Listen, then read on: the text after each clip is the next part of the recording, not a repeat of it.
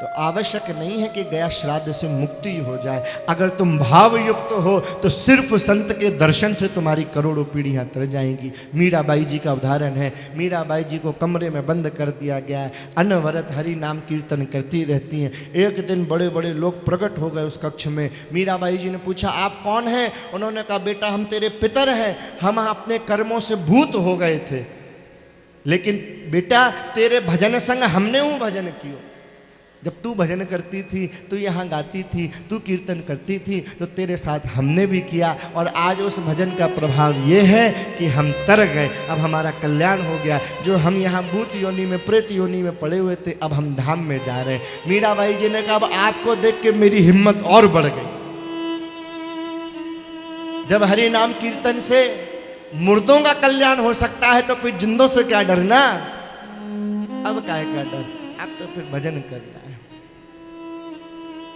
महाप्रभु जी बता रहे हैं कि ऐसे संतों के दर्शन से करोड़ पीढ़ियां तर जाती हैं। भाग्योदय जिन होत है वही तब दर्शन पाए। जिनका भाग्य का उदय होता है, सद्भाव का, उन्हीं को आपके दर्शन होते हैं। हर किसी को आपके दर्शन नहीं हो सकते।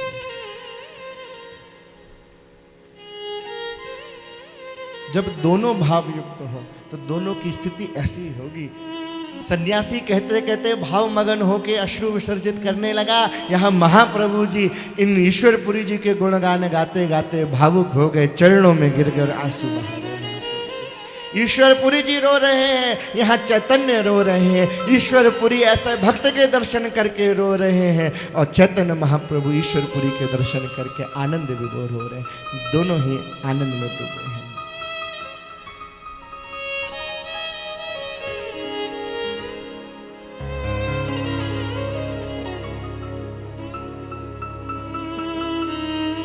आगे भक्त के लक्षण बता रहे हैं। ये माधवेंद्रपुरी जी के शिष्य हैं, पहले भी आया। बोलो श्री माधवेंद्रपुरी जी की, श्री माधवेंद्रपुरी जी की, श्री माधवेंद्रपुरी जी की। माधवेंद्रपुरी जी के परम प्रिय शिष्य हैं। जब माधवेंद्रपुरी जी श्री धाम गमन किए, तब उन्होंने भी अपना सारा तेज जो है ईश्वरपुरी जी को प्रदान कर दिया।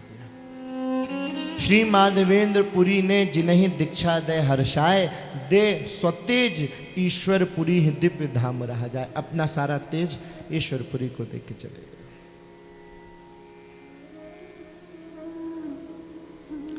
भक्त कैसा है? जग सो ना तो तोड़ जे।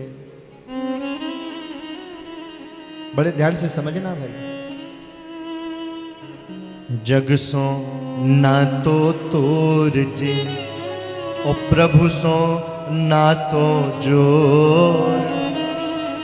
भजन करत निष्काम हुए, जे उन प्रेम विभो। नाचत गावत लाज तजी। कैसा होगा? नाचत गावत लाज तजी, और उमड़ावत चहु प्रेम। हरि भक्ति सर्वस्व जिन, और तहाँ ही योग अरुचि। उन चरणन रज सिर धरन, और भक्ति तेय प्रगटाए। जीवन धन्य बनाए रहा, और प्रेम रसन सरसा। जो संसार से नाता तोड़ के, कल अपन गा रहे थे ना, गा दिया अपन ने, अपन भूल जाते हैं। वो सखी कह रही थी ठाकुर से, सजनी बन जाऊं मैं चरण अनुराग। मैं आपकी सजनी बन जाऊं, आपके चरणों के से मेरा अनुराग हो जाए।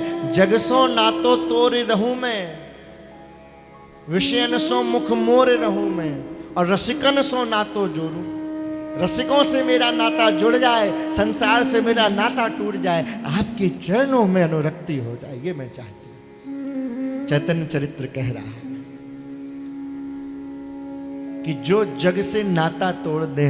जग से नाता तोड़ने का सिर्फ यही अर्थ नहीं है कि तुम संसार, घर, मकान, पति पत्नी, परिवार सब छोड़ के चले जाओ। छोड़ के जहां भी जाओगे रहोगे तो जगत के भीतर ही, जगत से बाहर कहां चले जाओगे? रहेगा तो जगत ही, जगत से बाहर तो कहीं नहीं हो सकते। लेकिन जो नाता है वो एक ही नाता है, चाहे संसार से जुड़ लो चाहे ठाकुर से। जब ठाकुर से जुड़ जाएगा तो जगत से खुद ब खुद टूटेगा। कह रहे हैं जिन्होंने संसार से नाता तोड़ लिया है और प्रभु से नाता जिन्होंने जोड़ लिया है।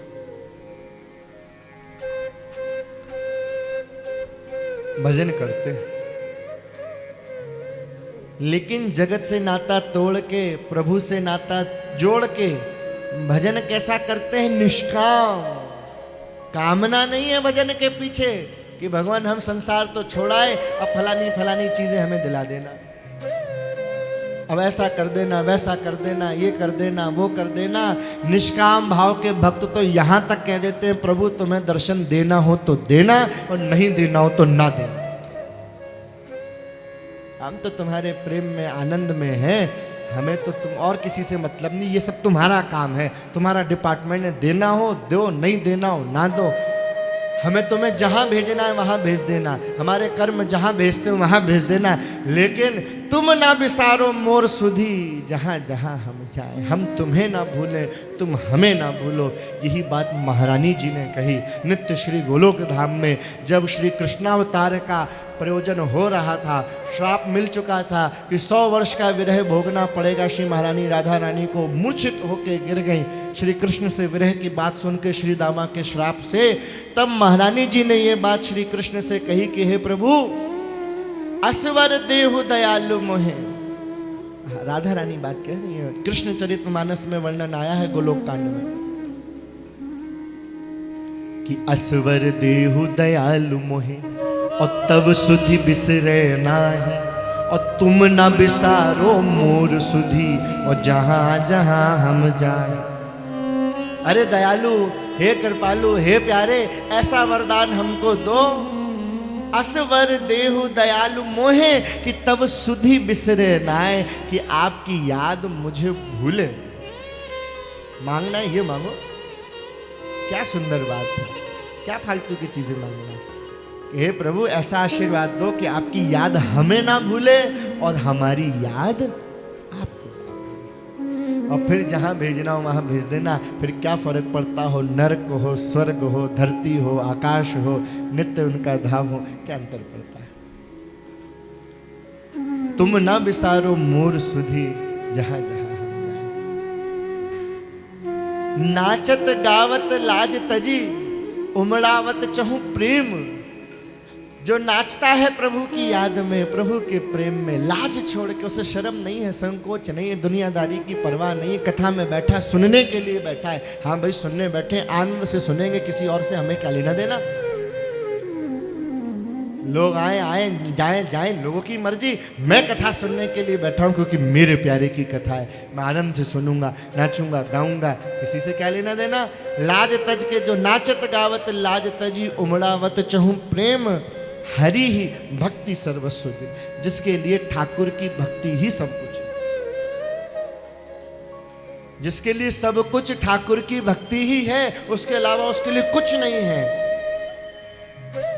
ऐसे भक्तों के चरणों में अगर कोई अपने प्रणाम करे, सिर झुकाए, उन चरणन रज सिर धरन भक्ति देह प्रगटाए। ऐसे भक्त के चरणों की रज अगर सिर पे पड़ जाए तो उसके हृदय में भक्ति प्रकट हो जाए। जय हो। अगर ऐसे लक्षण किसी के जीवन में हैं और ऐसे जीव के, साधक के, भक्त की चरणों की रज जिसके सिर पे पड़ जाए वो भी स्वयं भक्त बन जाएगा। जिस प्रकार पारस के छुल जाने से लोहा भी सोना हो जाता है, पर संत की विशेषता क्या है? पारस तो लोहे को सोना करता है, संत जिस पे कृपा करते हैं उसको संत बना देते हैं। पारस लोहे को पारस नहीं बनाता, पारस लोहे को सोना बनाता है। संत उस पर कृपा करके रस नहीं देते, रस के साथ साथ उसी को स्वयं भक्त बना देते हैं, संत बना देते हैं। ये संतों की महिमा।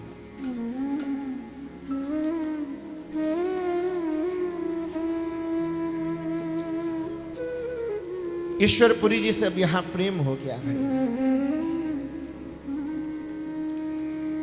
अब दोनों में ही बड़ा आनंद आ रहा है। एक दिन की बात भैया, गया जी में बैठे हैं, चैतन्य महाप्रभु अपने शिष्यों के साथ भोजन बना रहे हैं। ये बड़े सुंदर दिन होते हैं जब गुरु का सानिध्य प्राप्त हो। कितना सरल होता है गुरु, और सरल के साथ कितना सररस होता है, कितना रस गुरु में होता है। ये उसके सानिध्य में बिताए हुए दिनों को याद करके बाद में एहसास होता है कि आहा हा हा, क्या सुंदर दिन थे। इन शिष्यों का परम सौभाग्य है जो चैतन्य महाप्रभु के साथ गया यात्रा में गए हैं। चैतन्य महाप्रभु के एक एक पल के साक्षी बने रहे हैं। सर्वप्रथम सात्विक भाव के साक्षी बनने का सौभाग्य प्राप्त हुआ है इन शिष्यों को। क्यों? क्योंकि उनकी सन्निधि में है। जब तुम गुरु के सानिध्य में रहोगे तब तो अनुभव होगा। जब धाम के सानिध्य में रहोगे तब तो धाम का अनुभव होगा।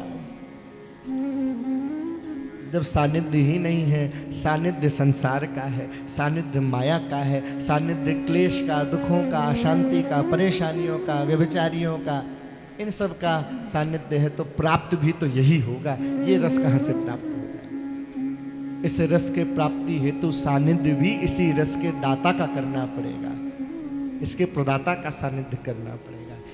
इस रस के दाता प्रदाता जो हैं वो है सद्गुरुदेव। बोलो श्री सद्गुरुदेव भगवान।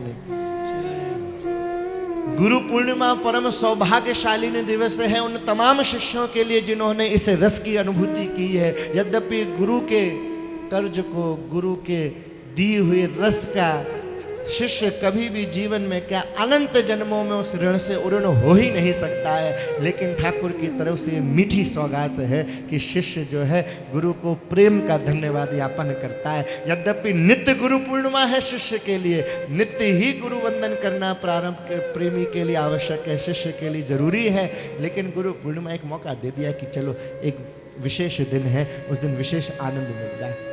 जैसे ब्रज है, उत्सव जो होता है उसकी विशेषता ये होती है कि कभी कभी जीवन में मिलता है, लेकिन ब्रजवासियों ने परिभाषा ही बदल दी उत्सवों की। यहाँ उत्सवों का इंतजार नहीं किया जाता, यहाँ तो हर बात पे उत्सव है। ठाकुर प्रकट तो उत्सव, ठाकुर ने करवट ली तो उत्सव, ठाकुर ने आज पहली बार वचन बोले तो उत्सव, आज घुटनों के बल चले तो उत्सव, आज ठाकुर की चोटी करी इस बात का उत्सव, आज नहीं करी तो उस बात का उत्सव, आज कुछ नहीं है तो इसी बात का उत्सव। जीवन उत्सवमय हो, हर बात पे उत्सव। किसी की आवश्यकता क्या है कि कुछ कारण हो तभी हम प्रसन्न होंगे, कुछ बात कोई अच्छी मीठी बताए, हंसी की बताए, तभी हम मुस्कुराएंगे। अरे भैया ऐसे ही मुस्कुरा लो, थोड़े दिन के ही दांत हैं फिर चले जाएंगे। क्यों भाई?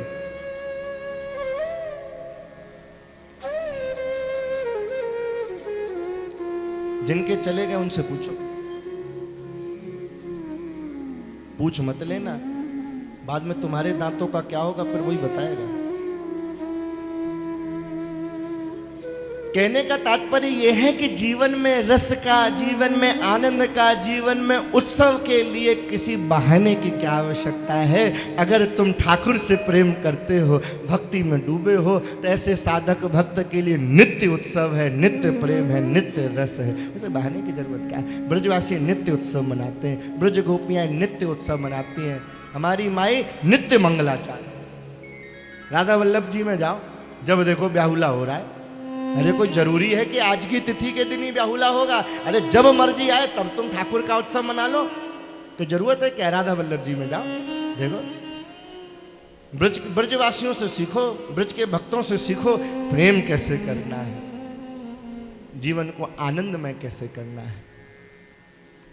दुखी का विषय नहीं, आनंद लेके मुस्कुरा के प्रसन्न होके बातें समझो क्या हो रही हैं।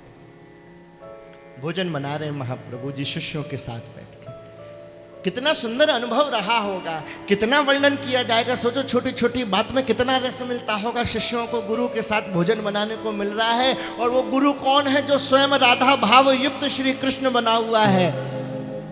वो गया धाम में, उसके साथ शिष्यों को मौका मिल रहा है। कितनी छोटी छोटी घटनाएं होती होंगी जो कहीं वर्णित नहीं होंगी, जो कहीं प्रकट नहीं होगी, जो सिर्फ और सिर्फ उन शिष्यों के हृदय में अंकित होंगी, जिसका रस उन्हीं शिष्यों ने लिया होगा, चैतन्य ने दिया होगा, जिसे कोई से ने ना सुना होगा ना जाना होगा। क्या परम विलक्षण दिन होंगे। गया की यात्रा कैसी रही होगी, कैसा रुकना रहा होगा, कैसा शयन होता होगा, कैसा जागरण होता होगा, मंगला कैसी होती होगी, बाल भोग कैसा होता होगा, दिनचर्या कैसी होती होगी, छोटी छोटी चीज़ों में बातें कैसी होती होगी गुरु के साथ। ये बहुत है एक शिष्य के लिए। पूरा जीवन क्या अनंत जन्म इन्हीं यादों में बिता दे तो बहुत है। छोटे पड़े शिष्य आज अपने गुरु चैतन्य के साथ भोजन बनाने लगे, बैठे भोजन बन रहा है। पंडित निमाई निज साथिने के साथ साथ भोजन बनाते, कुछ गाते हर्षाते, कुछ गा रहे हैं। कृष्ण गाएगा तो कैसा हो, राधा गाएगी तो कैसा होगा, और राधा और कृष्ण युक्त मिलके चैतन्य गाएगा तो कैसा होगा। जब कोई भाव से गाता है तो कैसा होता है, कोई रस में डूब के गाता है तो कैसा होता है, और भाव में ही रस युक्त होके अगर वो प्रकट होके गायन बनेगा। जो संगीत अपने आप में सुमधुर है, मधुर है, संगीत की क्या वर्णन किया जाए। जीवन में अगर संगीत हो तो चेतना बन जाती है, प्रेरणा बन जाती है, उदासी में भी प्रसन्नता का एक क्रम बन जाती है कि कैसे प्रसन्न हो। और वो संगीत जो स्वर है, जैसे संगीत की भाषा में कहते हैं स्वर ही ईश्वर है, वो ईश्वर अगर स्वयं स्वर को प्रकट करेगा भाव युक्त होके, रस युक्त होके, तो क्या आनंद होगा। भोजन बना रहे हैं, किसी को सुनाने के लिए कार्यक्रम नहीं हो रहा है, कोई कार्यक्रम की व्यवस्था नहीं करी गई है कि संगीत का कोई प्रयोजन हो रहा है या कोई सम्मेलन हो रहा है। शिष्य हैं, भक्त हैं, महाप्रभु है, भोजन बन रहा है और कुछ गाया जा रहा है, तो ये मगन होके गाना हुआ, किसी के लिए नहीं है। इसलिए जो मगन होके गाया जाता है एकांत में, उसका रस अलग होता है। यहाँ का रस एक अलग है, साजवाज के साथ गाया जा रहा है, ये प्रस्तुति का माध्यम हो गया। लेकिन एकांत में जब तुम कुछ गुनगुना रहे हो, उसका एक रस अलग है, एक माहौल वातावरण अलग होता है, जहाँ निश्चिंत हो। शिष्य है, गुरु है, डर नहीं है, भय नहीं है। शिष्य को क्या भय, गुरु के साथ हूँ। आहा, कृष्ण चैतन्य के साथ है, चैतन्य गा रहे हैं, भोजन बना रहे हैं। दाल और सब्जी तो बन चुकी है, चावल पका रहे हैं, गुनगुनाते जा रहे हैं, शिष्य भी गा रहे हैं।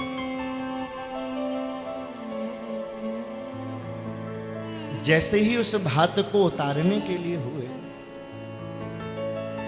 तभी महाप्रभु जी ने क्या देखा कि सामने से ईश्वरपुरी जी चले आए। जय हो। एक शिष्य अपने गुरु के साथ मिलकर भोजन बना रहा है, और जो गुरु भोजन बना रहा है वो सामने से देख रहा है भोजन बनते हुए, जिसे वो गुरु भाव मानता है, गुरु भाव से युक्त समझता है, वो सामने से चला आ रहा है। प्रसन्नता और दुगनी हो। गाएगा वही जो प्रसन्न चित्त होगा, आनंद में होगा। भोजन बना रहा है, संगीत की उदय हो रही है हृदय में, उस समय प्रसन्न है, मगन है। और मगनता तब और अधिक हो गई जब सामने से संत का प्रादुर्भाव हो रहा है। ईश्वरपुरी जी चले आए, जैसे उन्होंने देखा दौड़ के गए, अरे जाके प्रणाम किया, दंडवत प्रणाम किया, चरणों में लेट गए। अरे महाराज आइए आइए पधारिए। अंदर आए, ये से लगा लिया। ईश्वरपुरी जी ने उठाया, तुरंत गले से लगा लिया कि अरे चैतन्य इधर आओ। यहाँ कहाँ चरणों में नहीं, तुम्हारी जगह हमारे हृदय में, इधर आओ। हृदय से लगा, गुरु हृदय से लगा लिया। ईश्वरपुरी जी ने भी थोड़ा सा विनोद किया, हंसी करी। ईश्वरपुरी जी बोले, भैया हियों सो लगाए कहो पुरी जी ने बेटा, हम ठीक ही मुहूर्त सो चले हैं, ठीक आए हैं। भोजन बन रहा था ना, भोजन की सुगंध आई। ईश्वरपुरी जी बोले, बेटा हम सही मुहूर्त पे चले थे और सही मुहूर्त पे पहुंचे। भोजन बन के तैयार है, ईश्वरपुरी जी के सही टाइम पे पहुंच गए अपन भाई। महाप्रभु जी बड़े प्रसन्न होके बोले, हाँ महाराज। हंस के निमाई ने कहा, आज तो मेरा भाग्योदय हो गया, आप जैसे संत के दर्श पाए हैं। आइए महाराज, भोजन तैयार है, प्रसादी ग्रहण। चलिए। ये मन में भाव नहीं आया कि ये कहाँ से चले आए, बनाया तो अपने लिए था, खिलाना इन्हें पड़ेगा। गा गा के बना अपने लिए रहे थे। अब सोचो आदमी मगन होके बनाए गा गा के कि आज तो बढ़िया सब्जी बनी, दाल बनी, चावल बने, आज बढ़िया भोग करेंगे, और बना के तैयार किया और सामने से दूसरा आ जाए तो आदमी कुड़ जाए, रे यार ये कहाँ से आ गया, इतना मगन होके बनाया और खिलाओ इनको। नहीं, यहाँ खुशी जो है मगनता और बढ़ गई कि गुरु आए हैं, संत आए हैं, आइए आइए प्रभु आप ही के लिए बना रहे, आपके लिए ही बना रहे थे। क्यों? जब ऐसे मगन होके तुम भोजन बनाओगे, तैयारी करोगे, तो उसको पाने के लिए महापुरुष ही आएगा, उसका भोग स्वयं ठाकुर स्वीकार करेगा। जब मगन होके बनाओ तो सही, कैसे ठाकुर स्वीकार नहीं करे, करना ही पड़ेगा, आना ही पड़ेगा, कहीं भी क्यों ना हो। जब तुम भाव युक्त होके प्रसादित की तैयारी करोगे, घर की सेवा करोगे, भाव युक्त होके, मगन होके, तो आनंद स्वरूप ठाकुर और संत क्यों नहीं आएंगे? आना पड़ा। ईश्वरपुरी जी आ गए। ठाकुर जी कह रहे हैं आपके लिए ही बनाया है, आइए आपका भोजन तैयार है।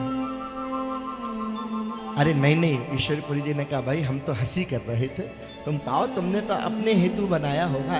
अरे महाप्रभु जी ने कहा क्या हुआ प्रभु, फिर बन जाएगा, आप बैठे प्रसादी पाए।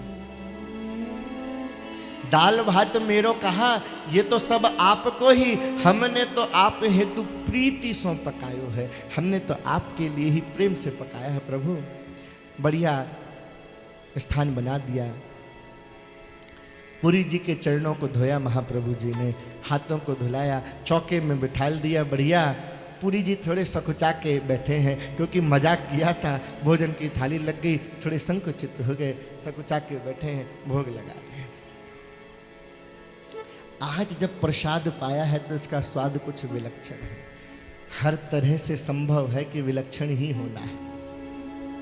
महाप्रभु जी बना रहे हैं भाई, जिस प्रसादी में भाव और रस दोनों मिलके जिस प्रसाद की संयुक्ति कर रहे हैं, उस प्रसाद के स्वाद की क्या बात है। जिस प्रसाद को ठाकुर जी की दृष्टि पड़ने से प्रसाद महाप्रसाद बन जाता है, अगर उस प्रसाद का निर्माण वो स्वयं ही करे तो उस प्रसाद की क्या बात है। और अगर इस बात को हटा भी दिया जाए, सांसारिक दृष्टि से देखा जाए, तो जिस भोग को, जिस भोजन को कोई भी जीव अगर मगन होकर, प्रसन्न होकर घर गृहस्थी के लिए भी बनाए, तो भी उस प्रसाद का स्वाद सुंदर ही हो, सांसारिक दृष्टि में भी। यहाँ तो हर दृष्टि से, हर मापदंड से इस प्रसाद का स्वाद तो विलक्षण होना ही है। दूसरा भोग बनाया, ईश्वरपुरी जी को प्रसाद पवाने के बाद चैतन्य महाप्रभु जी ने शिष्य वर्ग के साथ भोजन किया।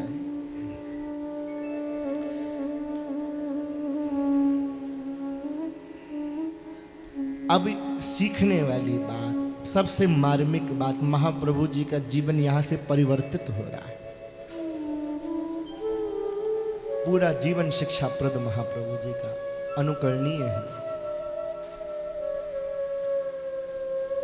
अगर घर में संत मिल जाए,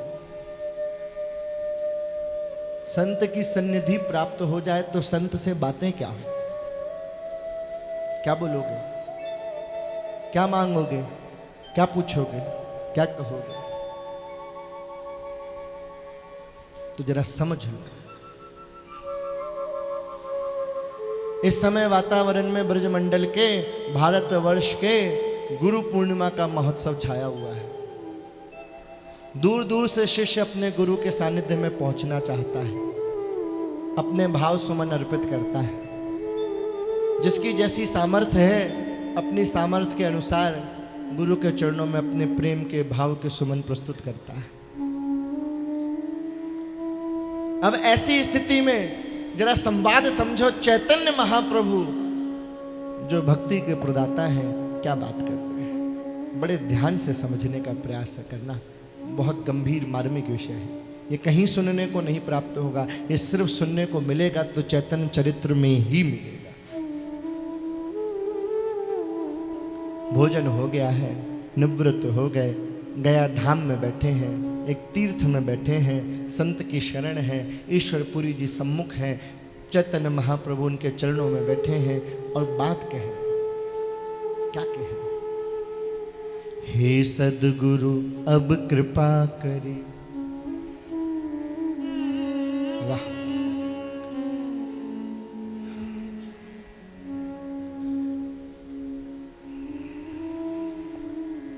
देखो कृपा शब्द जो है इसका उपयोग हम जब चाहे तब करते रहते हैं। कृपा करो। सड़क पे चले जा रहे हैं, रिक्शा चाहिए, रिक्शा वाले से करे भैया कृपा कर तू, अब रिक्शा वाला तुम पे कृपा करेगा। भूख लग रही है, किसी खाना खाने पहुंच गए ढाबे पे, वेटर खाना खिला रहा, उससे करे भैया तू कृपा करके गरम रोटी ले आइयो। अब हमारे कृपा का सीमा कहाँ, कृपा क्या थी, अब कृपा का स्तर कहाँ पहुंच गया। घर में झगड़ा हो जाए तो पति पत्नी से, पत्नी पति से क्या कहती है, अब कृपा करो।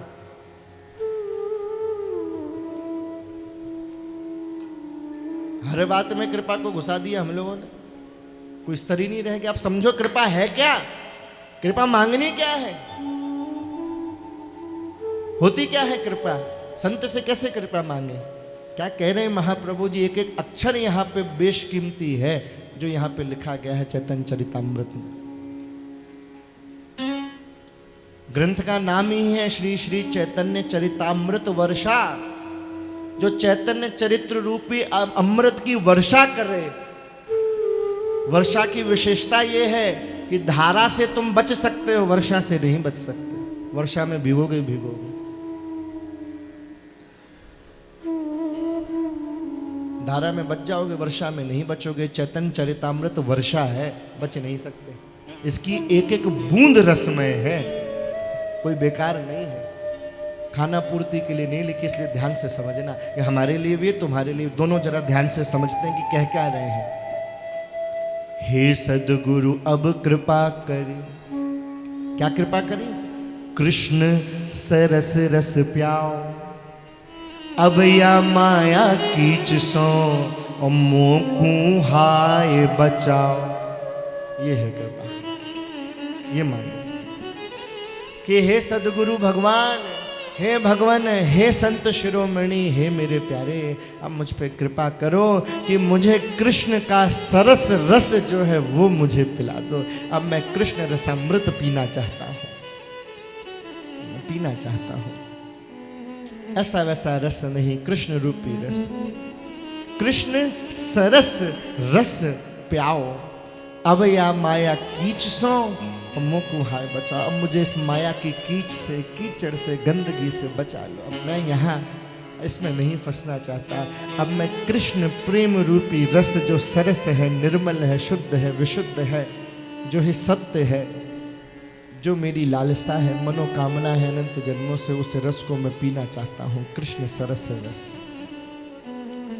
आज से ही नहीं, बहुत जन्म भटकत रहो कृष्ण प्रेम बिनु हाय। हे प्रभु, आज से ही नहीं, इन कुछ वर्षों में नहीं, अनंत जन्मों से मैं कृष्ण प्रेम के लिए, कृष्ण भक्ति के लिए तरस रहा हूं, तड़प रहा हूं। कृष्ण मंत्र दे यह जन्म सार्थक देहु बनाओ। हे प्रभु, अब मेरे को कृष्ण मंत्र की दीक्षा से युक्त करके मेरे जीवन को सफल बनाओ। अभी तक महाप्रभु जी ने दीक्षा ग्रहण नहीं करी,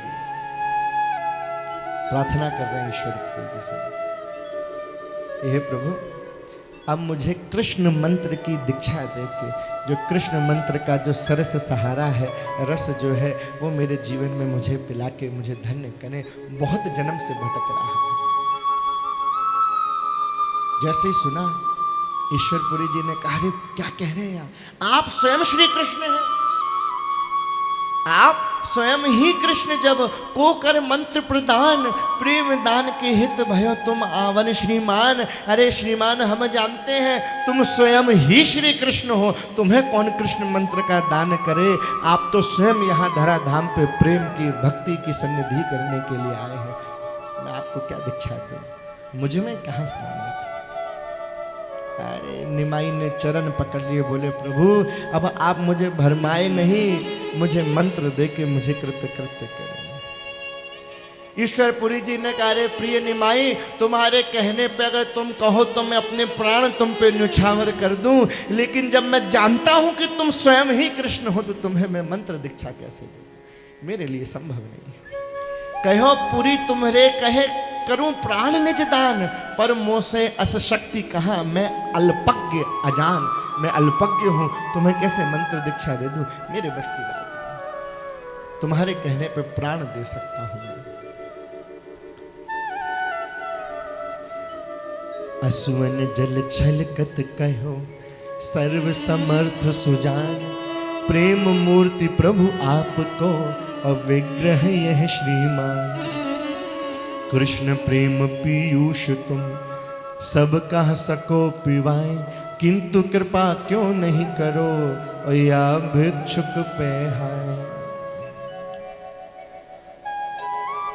क्यों नहीं कृपा कर रहे हैं प्रभु, मुझ पे कृपा करें, बार बार यही प्रार्थना कर रहे हैं। हम जानते हैं तुम राधा भाव राधा कांति लेके संसार में आए हो, तुम्हारे समान इस भूमि